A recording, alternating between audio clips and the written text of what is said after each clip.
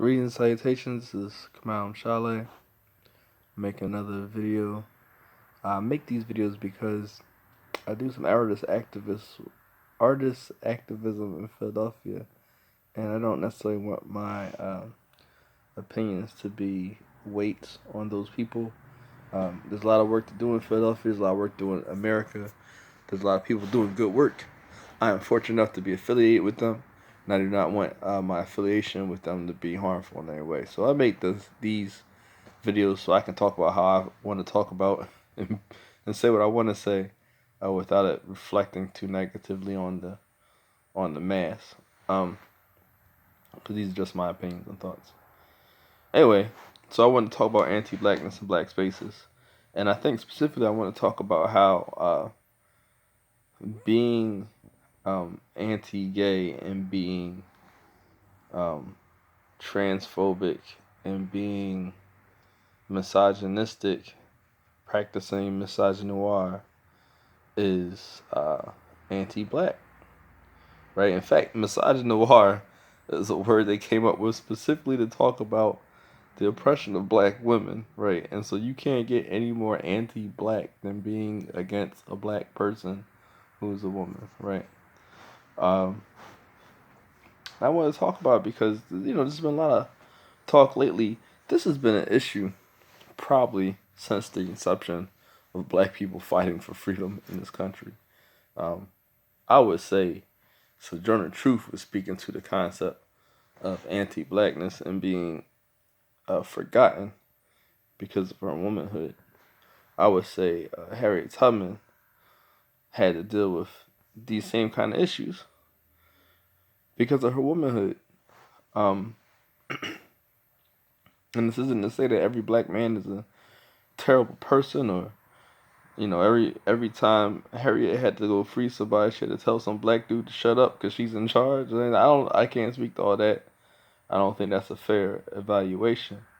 But it is to say that far too often we are not just centered, right? Because there was a whole movement about how, black men are always the center of these movements and people being murdered, and then talk about the black men but not about the black woman. That's true.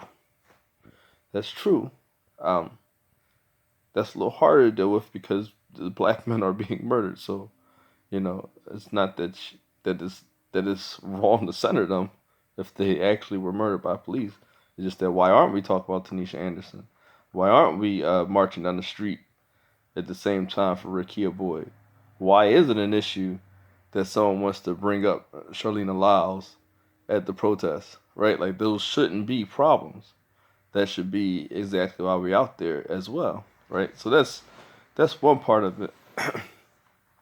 But I think deeper than that, right? Because those are martyrs, those are terrible tragedies where someone has already lost their life trying to survive in this state, and having been murdered by it.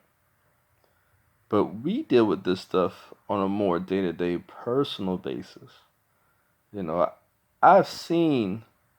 So when I started working, I've been in movement stuff all my life because I went to a Pan-African school, all these Pan-African people, all these proud African people teaching me things and trying to get me to learn and be active in my community and active for my people, right? They're trying to raise leaders. But when I started really getting involved as an adult in direct action and community work and things like that, those real revolutionary movements that we see now running these streets. When I started getting involved with that, it was maybe 2014. Now I was a different person. I was still growing in my revolutionary mindset. But even then, right, then I was the person trying to push some of these anti-black concepts about male-centered life. And as I let that go, and I looked around, I could see brothers still pushing this stuff. In my mind, I figured I had a revelation. Wow, it's not just about black men. Black men aren't losing anything. If I recognize the pains and struggles and oppression that is leveled against black women, I have not done anything negative to myself. It does not make me the bad guy per se. Men in general have to change, but it doesn't mean that I've done something wrong. And if I have done something wrong, I should atone for that and talk about it and try to make it better. Right? I shouldn't continue to do it.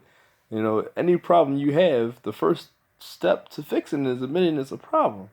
If you can't admit it's a problem, you're just gonna keep doing it.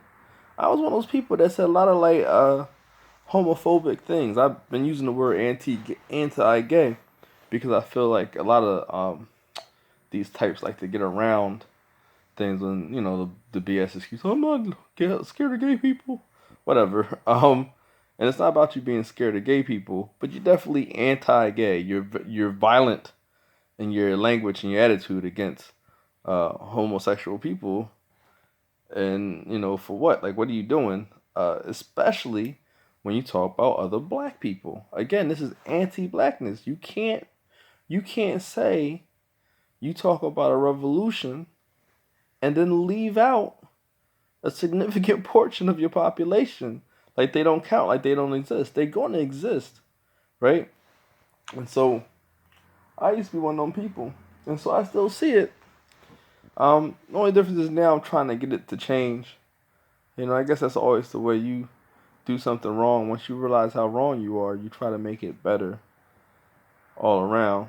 And it's not going to be an instant thing. I don't want to make myself feel too good about doing work, right? But we just need to be better at it. We need to work on our movements reflecting the whole of us and not just the part that we feel comfortable with personally, right? Huey P. Newton gave a speech about how revolutionary the gay population could really be because they have to live their life that way. This is the paraphrase. I don't want to use all his exact words, but they have to live their life that way. That's their life. Their life is literally who they are is literally in opposition to what's being leveled against them. The same with black women. The antithesis of a white man, if that's who benefits the most from white supremacy, the antithesis would be a black woman, right? That's like just the obvious thing. And so it's up to black men to fix the shit black men been doing. It's up to us to go look, to go study, to go try and learn. It's up to us to shut ourselves up, right? When we feel like we just starting to argue with a woman for no reason. Like when she tell you something, you just want to go back and forth to prove that she wrong. Like stop yourself, check yourself, and go look. Am I doing this because she's really saying something that's wrong, and I need to let her know so she doesn't embarrass herself or so she doesn't look crazy, or am I doing her a favor? Or am I really just trying to protect my own ego? Am I really just afraid to be wrong? Am I really just afraid to let this woman lead or let this woman be correct or follow or listen, right? You shouldn't be that brother. You shouldn't be that brother that's so caught up in his own ego about being a man that is hurt or destroyed by someone else, by a woman, by someone of the LGBTQAI community shining. They people, they black. You want them to shine. When they shine, we shine. And it should be the other way around as well. When we shine, they should be able to shine. And currently they can't because we acting like assholes. So yeah, right now, black men are the white men of black people. The good thing is we can fix it. All right, folks, get to work. Power to the people. Black power.